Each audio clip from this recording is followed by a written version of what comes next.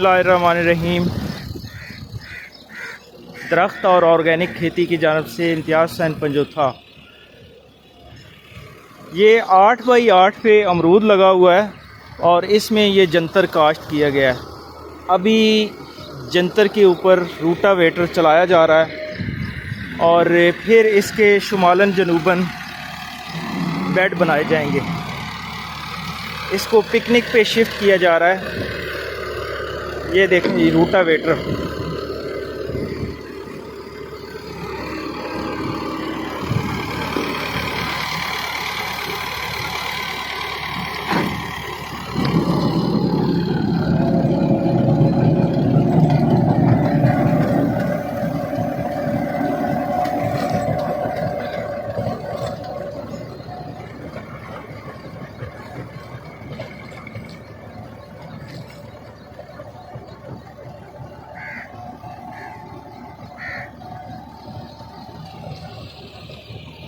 ये अमरूद का पौधा है, वो अमरूद का पौधा है ये, और ये 8 बाई 8 पे अमरूद लगा हुआ है और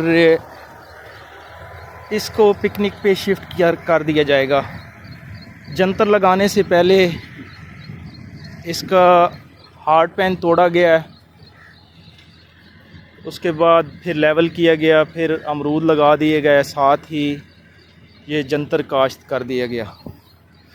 तो अभी इसका ऑर्गेनिक मैटर भी बढ़ जाएगा।